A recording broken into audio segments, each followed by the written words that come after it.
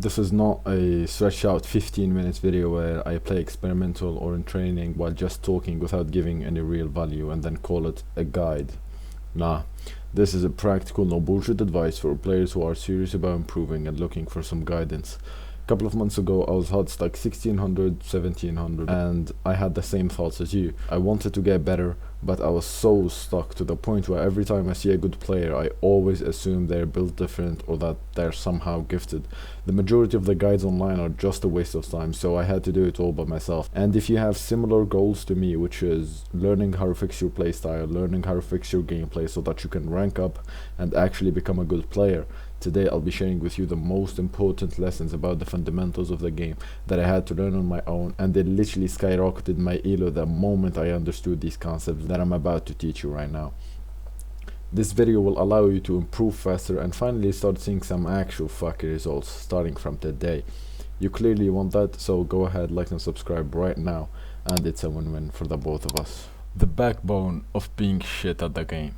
Let me ask you a question. Do you feel like you're bad at the game, or that you feel hard stuck and you cannot improve not knowing why? If the answer is no, then you can skip this part of the video. But if it's a yes and you can relate to that, here's the answer to all of your questions. This is how the majority of players go about learning the fundamentals when starting out. What everyone recommends to you about the basics is the true combos, dodge reads, basic strings, and that's it. Listen, if your goal is getting out of silver, honestly that's all you need to do. But then when you start ranking up whilst missing the most important piece, you will hit some serious plateaus at some point, and it will start fucking with your head quite a lot, because you look at the progress you made and how fast it was at first, but now somehow you cannot go any higher. You start feeling like you're blocked by this invisible wall that is holding you from going any further, and you can't even see or understand what the problem is. The problem is that you didn't build a proper foundation. Now, if you want to speed up your progress to the roof and gain hundreds of elo within one season and never get to feel hard stuck ever again, then go ahead and click on the first link in the description to schedule a one-to-one coaching with me, where I'll teach you everything I did to go from being hard stuck just like anyone else, I'm not special or anything, to getting well over 500 elo in a matter of one season.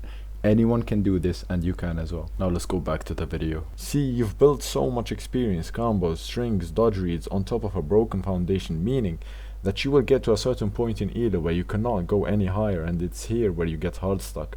The most common ones are high gold to low plat around 1700, 1600. Another one is 1900 when you are so close to hitting diamond. And the last one being 2100. 2100 is usually the maximum you can get with a broken foundation, and it's here where if you want to go any higher, you need to go back to the deep levels and fix the things you ignored for a long time. And when you do that, the game starts feeling so easy. It's like, honestly, it's kinda hard to describe, but everything will be so clear when playing. You'll be looking at your opponent and thinking to yourself, bro, this guy doesn't know shit about the game. And it's here where you start understanding how to actually play the game, you know, and when that happens, you become quite literally unstoppable. So, what is this missing piece to work on? Some of you maybe heard about this concept before, and it's called neutral. You probably heard about that before, right? But what does that exactly mean? I'll try making this as clear as possible so that you can easily understand it and implement it into your gameplay as soon as possible. Neutral is a state where no player have an advantage over the other, meaning no player is dodging, attacking, or getting hit, and your goal in this state is to try and figure out a way to gain an advantage over your opponent to increase your chance of winning. The majority of the fight will take place in neutral, and different legends have different ways about dealing with neutral depending on their stats, weapons, and the opponent play styles as well.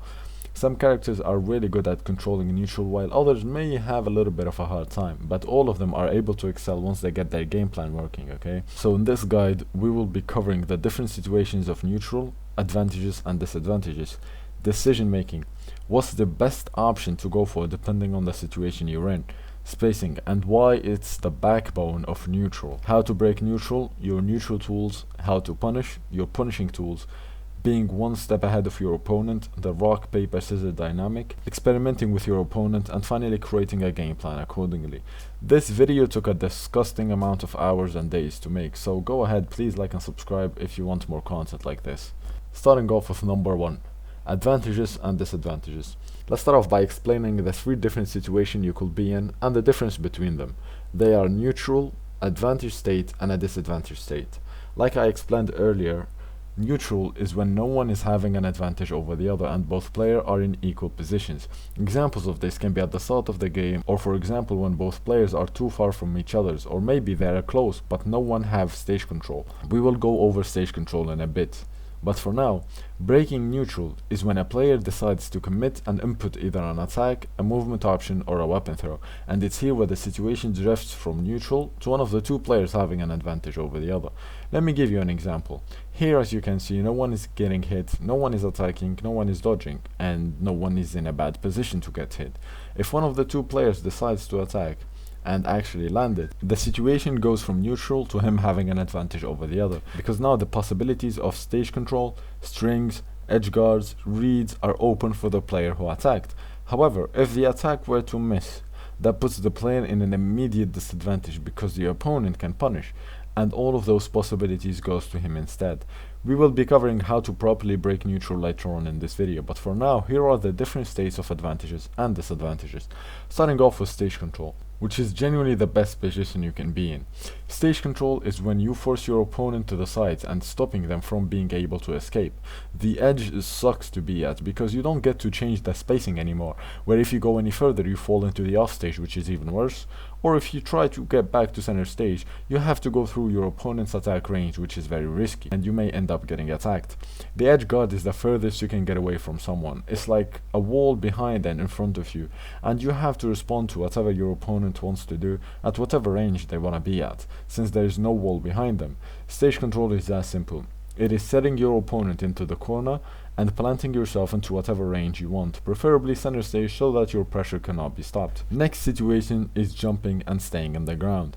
When you are in the air, at some point you would be forced to land back, which means going down is inevitable. It's just a matter of when and how you will do it, meaning if the opponent do the right things, he will be able to catch the landing with an attack or simply hit you with an anti-air move. The edge guard situation.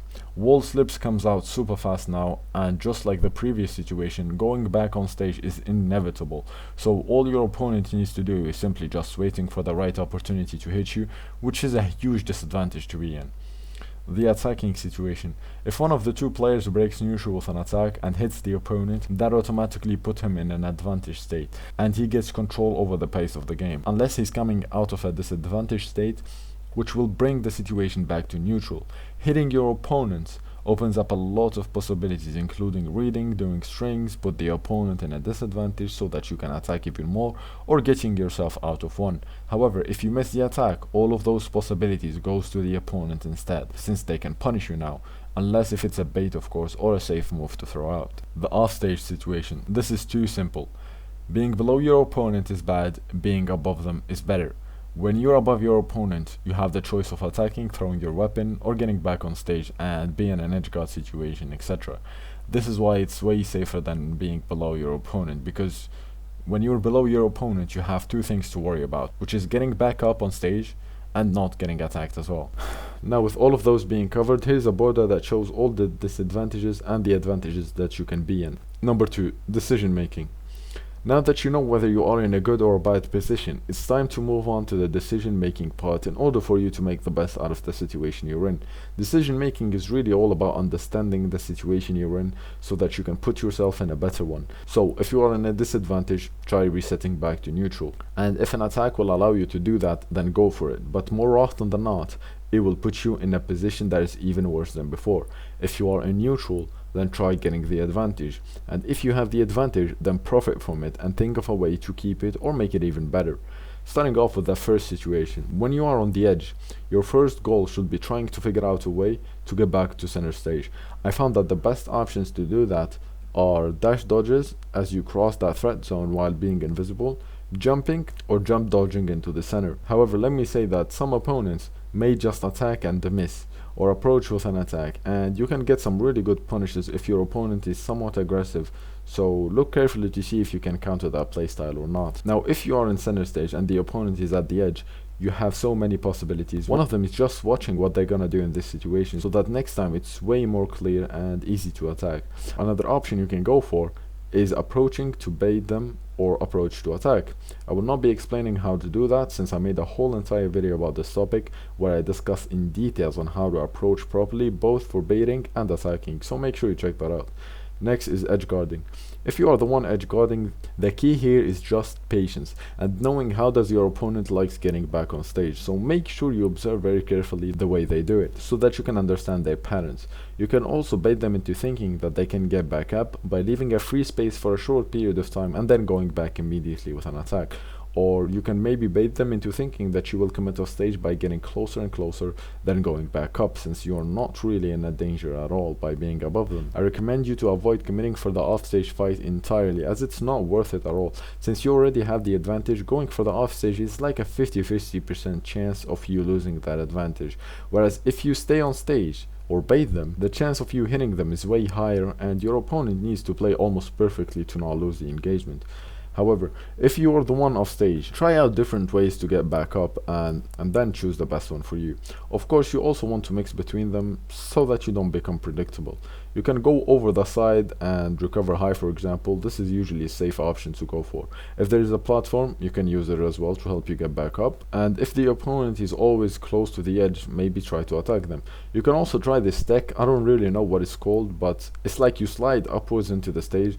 It can be very surprising for your opponent and very helpful as well, but you need to practice it a little bit in training before doing it in game. Basically, you jump close enough into the wall where you can get back up, as you can see in the example right here. Next is attacking.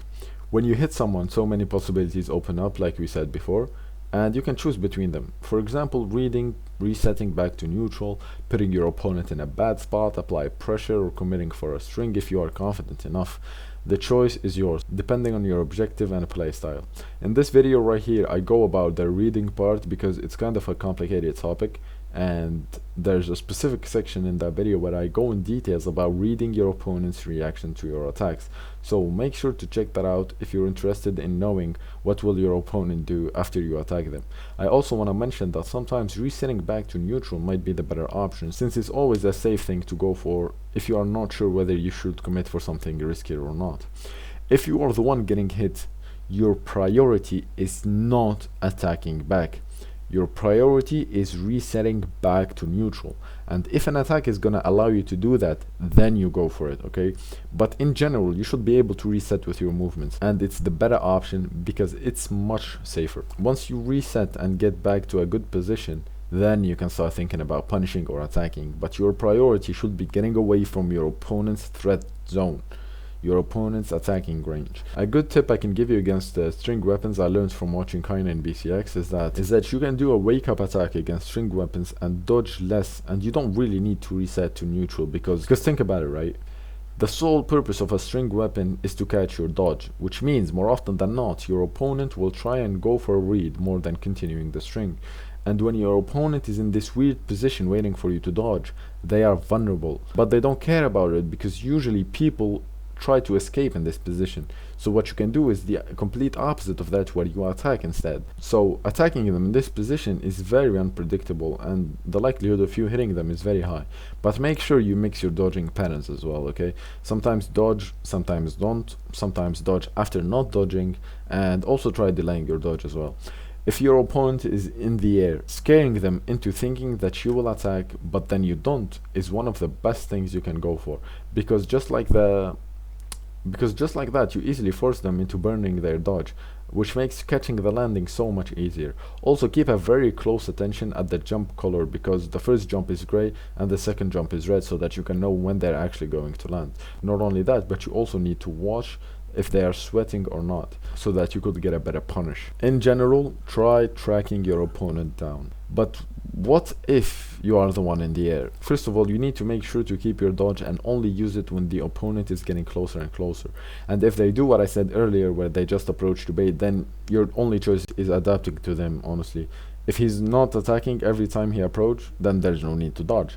Also, another tip that I find very, very helpful and useful is weapon throws downwards or like towards your opponent when you have no jumps left, or if your opponent is starting to get closer and closer and preparing himself for an attack. You can also land with an attack if you want, like for example if your opponent is close enough, but I usually avoid this as it's somewhat of a risky option to go for and can lead to an even worse situation than before. The next situation is when both players are off stage. If you are above your opponent, you are in a really good position, unless your opponent have hammer or scythe or gauntlets, where then you need to space out a little bit so that you don't get reversed. But in general, if you're above your opponent, you have so many possibilities, just like the attacking situation kinda. You can weapon throw downwards into an unarmed dare. That's something I like going for. You can maybe try timing out your dare depending on the weapon you're using. Or maybe just go back on stage, honestly, and switch to an edge guarding situation, which is probably the best option to go for if you're not that confident off stage, or maybe your weapon doesn't allow you to actually play off stage, you know. I personally would recommend going back on stage if your opponent is playing a hardcore off stage weapon like gauntlets, hammer, or scythe. If you have one of those weapons, probably maybe you can go for the offstage fight if you want, but if you got a huge lead, for example you're yellow or your opponent is red, don't do it, because the only way for your opponent to come back from such a bad position is through offstage, so it's not really worth it in that case. Now, what if you're below your opponent offstage? Just like earlier, unless you're playing gauntlets, hammer, or scythe, where you can easily reverse it, this is a really tough position to be in, like very dangerous. Weapon throw upwards can help you getting out of here. Never panic jump. Also try saving your recovery for last, because you only have one recovery, unlike the dodge where you can get a chase dodge, and then the dodge also reset after like 2 seconds or so. You get a jump when you get hit, so it's only the recovery where you don't get it back, so make sure you save it for the last. If you get hit, wake up jump in air can be very helpful to chase dodge upwards and get you out. If you don't have any more options left, then the best thing to go for, in my opinion, is exhausted recovery, because if you hit your opponent, not only you can get them away from you, but you also get a chase dodge as well, so it increases your chance of living by quite a lot, unlike jumping where if you don't touch you just die, you know. Number 3, spacing. This is by far the most important component of the game. There's a desired distance that you want to keep between you and the opponent, right? And if you can do this well enough, you become quite literally unstoppable. Some players do this naturally, where they be spacing carefully without even knowing this concept. I had to learn this shit to get out of being hostile, you know. But why is that important? If this distance is created, choices open up with safety, and that's the key word there. Safety. If you can create this distance, you are safe. Not only that, but you can also bait, attack, and punish. If you feel like your reaction is so slow and you don't know why you are unable to punish your opponent for missing their attacks, it's because of your spacing. I had the same problem as well. It's not that you have slow reaction time, it's just that the punish wasn't even possible in the first place because you've skipped this important step of spacing. If you want to practice this, here's the best way to do it.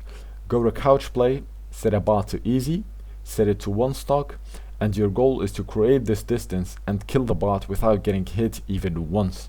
If you get hit even once, leave and reset until you do it without getting attacked. Don't get the bot to the offstage, because that will kill the purpose of the entire practice, you know. The bots are designed in a way to constantly approach you and be stacked with you to apply a lot of pressure. So you need to learn how to use movements the right way so that you don't end up in the threat zone of your opponent. Once you beat the easy bot, move on to the medium one. Once you finish with that, go to the hard one, and keep on increasing the difficulty every time you succeed.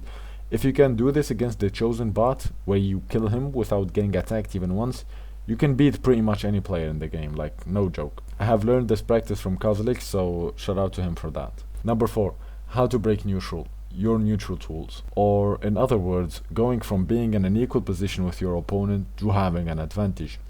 When you break neutral, you also risk putting yourself in a disadvantage if you miss your attack.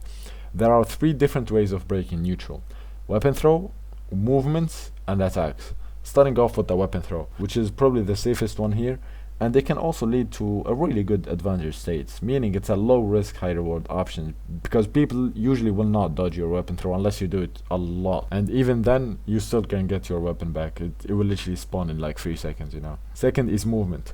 Once again, I will not be explaining how to approach or bait with your movements, since I went in full details on how to do that in this video, so go ahead and check it out. The link will be in the description. The third is attacking. There are specific attacks that are used in neutral, and they are called your neutral tools. A neutral tool is usually an attack that is safe to throw out, have low recovery frames, meaning you are not stuck for a long time if you miss, comes out fast, a low startup, and can lead to combos and strings, and preferably doesn't move your character. If one move have all of these, then it's your best neutral tool in that weapons kit. You want these characteristics because when you are fighting in neutral, you don't want to lose the engagement and end up in a disadvantage. That's why it's preferable to use the low risk high reward moves instead of going for an overly committal move without a sizable amount of information about your opponent. And here, as you can see, are the neutral tools for every weapon. Number 5, how to punish. A lot of players still don't know about this, and even though it's common sense, I mostly didn't know about this back then. But you do not approach your opponent in neutral with the moves that I'm about to mention. But why is that? Because these moves usually take some time to come out, meaning you don't have a priority if both you and the opponent attack at the same time. If you miss, you are in long recovery frame, which makes it so much easier to punish you. And they're overall slow. But why do they have so many negatives? Because, well, they come with a huge positive as well, which is true combos, high force, and long range. This is why we save these moves for the punish. They are your punishing tools when your opponent mess up or when they are in a bad position. You don't approach with a move that has such a high risk like these, and instead you use them to punish so that you get rid of the negatives and still have the positives at the same time. Just another quick note, I said this earlier and I'll say it again. You don't have slow reaction time. You are not slow if you missed your punish. It's just that the punish didn't exist in the first place. If you want to punish, you need to set up for it first, which is by doing your spacing correctly, where you are not too far, but also not too close to get hit. And when your opponent misses in this situation, punishing becomes way more clear, and with enough practice, you will know exactly whether you can punish or not. So, go ahead and work on your spacing first. So with that in mind, here are your punishing tools for all weapons. Number 6. The rock, paper, scissors dynamic and how to be one step ahead of your opponent. Let me give a quick disclaimer here. This concept is very advanced and can be very difficult to implement. So I recommend that you work on the other factors that I mentioned so far first before tackling this area. You will only be able to apply this when you know how to do every movement and every attack with a purpose behind it. So with that in mind, let's go. This concept is very known in other fighting games like Smash Bros, for example, and what's the other one fucking called, man? Yeah, Street Fighters, but it was never discussed in the Brawlhalla scene. If you can learn and apply this concept, you will have the ability to counter every single playstyle in the game. I'm not even fucking exaggerating here. I'm gonna explain how this works, okay? Starting off with the first playstyle, which is the aggressive play. An aggressive player goal is to push towards the opponent to apply a lot of pressure and be the first one attacking without allowing the opponent to have a break, and overall try to have control over the pace of the game. So, who do you think is the best candidate to counter this playstyle? It's obvious, right? It's passive players. Passive players' goal is to create a distance, wait for the opponent to come towards them, and then attack. They throw out a wall kind of moves, such as these examples you see on screen right now, to prevent you from going any forward. So what can you do in this situation as an aggressive player? We cannot go towards them, otherwise we risk getting hit, and we can't play passive because there's nothing to wait for, you know, since passive players never really approach first, and you don't want to play in 8 minutes games anyway. So how do you counter them? The best way to do that is by acting as if you're going forward, but then you don't. Meaning, you bait them into thinking that they are in threat, and if they don't attack, they will get hit. So they will panic, throw an attack, miss, and finally, you punish. This is called patient play, where the goal is to create an opportunity by baiting and applying pressure, so that your opponent miss or make a mistakes, and then you punish. You can also attack when you see your opponent is in a bad position, meaning it's an opportunity, just like, for example, them being at the edge, for example, or jumping, you know. So you punish their movements instead of punishing their attacks. And how do you beat patient play? By being aggressive. If your opponent is trying to bait you, and more often than not they approach with movement, like, for example, dash front, dash backwards, with the goal of baiting, then why don't we attack where they're gonna dash back to, and catch the movement instead of panicking? Aggressive works against patient plays because unlike passive players, there is no obstacles in your way of running up towards your opponent, and also patient players tend to approach more than passive players. And how do you counter aggressive? With passive play. If you can stop them before they get close enough with essentially a get away from me attack or something, or sometimes even SIGs, you block their attempt from pushing any further. So now we've created a rock, paper, scissors dynamic. Passive beats aggressive, aggressive beats patient, and patient beats passive. If your opponent is using rock, you play paper. If your opponent is playing paper, you play scissor. And if your opponent is playing scissor, you play rock. And just like that, you are always one step ahead and winning at all situations. When I understood this concept, which is not long ago by the way, everything started clicking, and it all made sense now to why I can destroy every single passive player, and then I get shit on by every single aggressive Azuri, every Ragnar and Caspian player. Like, I lost to these type of characters so many times and not even understanding why, you know. But also, I look at those same exact players, same exact like aggressive players, and I wonder why and how the hell they are losing and complaining about passive play. And when I understood this concept, it all just started making sense. For a long time I thought there are only 3 playstyles. Turns out there's actually 4, and the best one being the adaptive playstyle, where you swap between the other 3 playstyles mid-game. Do you fucking imagine? Just so that you can beat the specific opponent you're facing.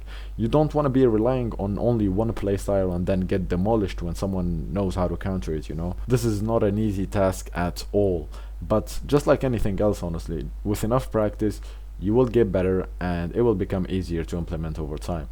I say it's not easy because you get to a point in ELO where you start facing some opponents who use more than one playstyle, intentionally or naturally, it doesn't matter. Some players do that, you know, and you have to adapt really fast, otherwise you will lose. Also, sometimes you'll face some players who will adapt to your adaptation, meaning he's doing the same shit as you know, you're not special. For example, the other day I was spotting a Valhallan player, and I noticed a couple of his habits. I started punishing it a couple of times, but then suddenly out of nowhere he stops doing them, you know.